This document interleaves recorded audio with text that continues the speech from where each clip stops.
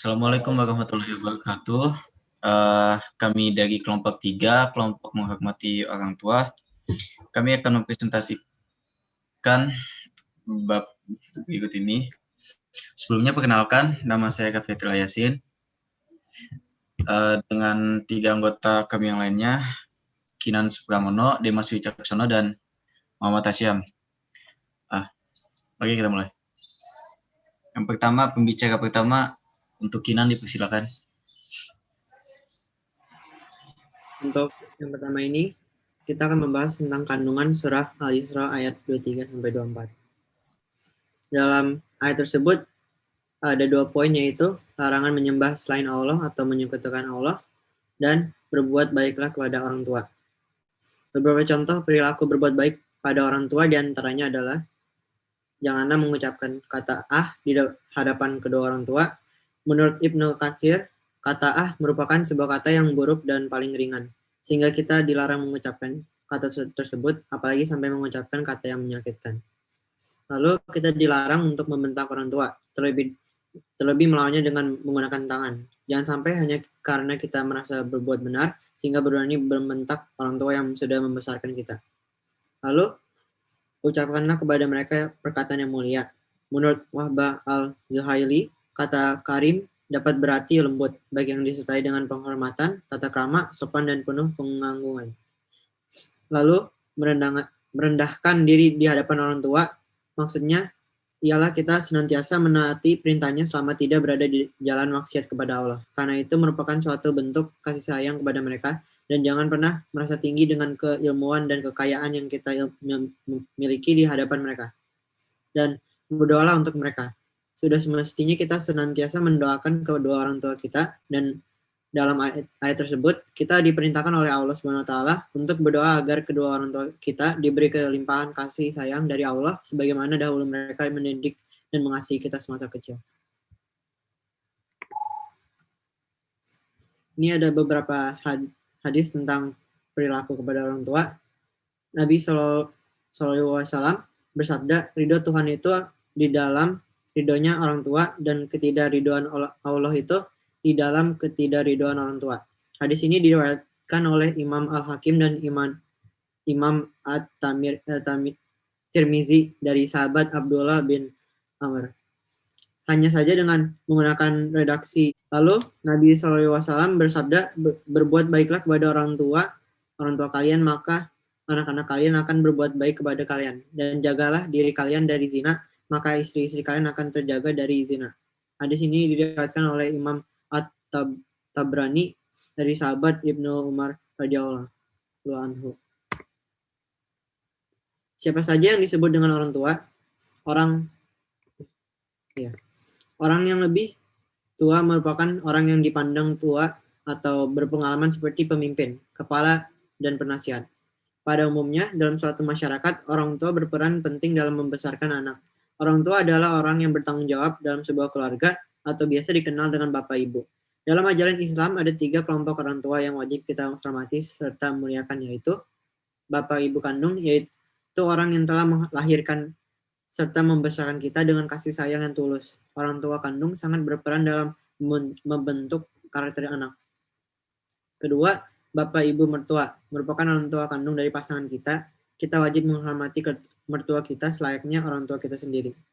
Ketiga, bapak ibu guru merupakan orang yang telah mengajarkan kita baik ilmu agama maupun ilmu pengetahuan serta orang tua kita ketika di sekolah. Terima kasih Kinan atas materinya. Selanjutnya pembicara kedua, Hasyam, dipersilakan menjelaskan materi. Kewajiban orang tua kepada anak. 1. Memberi nama yang baik. 2. Memberi anak air susu ibu atau ASI. 3. Mendidik anak dengan baik. 4. Mengajarkan Al-Quran. 5. Bersikap adil terhadap anak-anaknya. 6. Memberi nafkah dan makanan yang halal. 7. Menikahkan dengan calon suami atau istri yang baik.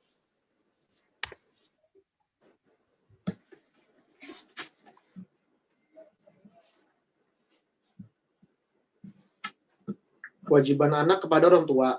Pertama, taat dan berbuat baik kepada orang tua dalam hal apa saja kecuali kemaksiatan. Hal ini berdasarkan firman Allah Subhanahu wa taala. Dan itu artinya, dan Tuhanmu telah memerintahkan supaya kamu jangan menyembah selain Dia, dan hendaklah kamu berbuat baik pada ibu bapakmu dengan sebaik-baiknya. Jika salah seorang di antara keduanya atau kedua-duanya sampai berumur lanjut dalam pemeliharaanmu, maka sekali-kali janganlah kamu mengatakan kepada keduanya perkataan dan janganlah kamu membentak mereka, dan ucapkanlah kepada mereka perkataan yang mulia. Quran Surat Al-Isra ayat 23.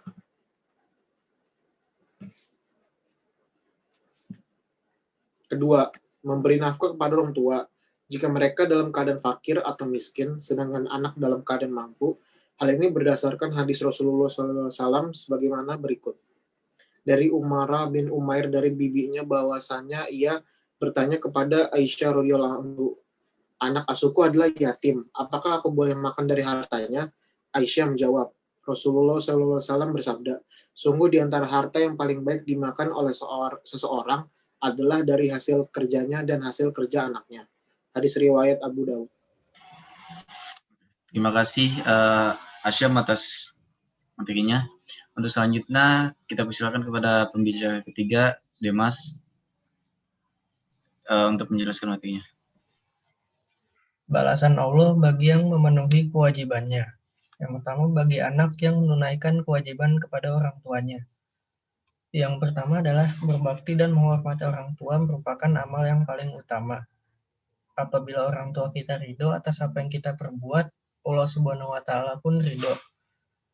Yang ketiga, dapat menghilangkan kesulitan yang sedang dialami. Selanjutnya akan diluaskan rezeki dan dipanjangkan umurnya. Dan dapat menjadikan kita dimasukkan ke jannah atau surga oleh Allah Subhanahu wa Ta'ala. Kedua, bagi orang tua yang menunaikan kewajiban kepada anaknya, yaitu perbuatan baik yang diajarkan kepada anaknya akan menjadi amal jariah. Orang tua akan turut memperoleh pahala sebagaimana sang anak memperoleh pahala atas amalan kebaikan yang dilakukannya. Disayang Allah Subhanahu wa Ta'ala karena anak merupakan titipannya. Kandungan surat Al-Fatir ayat 28 menjelaskan bahwa Allah menciptakan segala sesuatu dengan jenis yang berbeda, dan mereka yang memperhatikan serta mengetahui adalah mereka yang takut pada Allah, dan orang itu adalah para ulama. Maksud dari ulama ini bukan hanya semata-mata para pendakwah, namun semua dari mereka yang mengetahui kebesaran dan kekuasaan Allah. Sekian, terima kasih atas perhatiannya. Sekian dari kelompok kami, kelompok 3. Wassalamualaikum warahmatullahi wabarakatuh.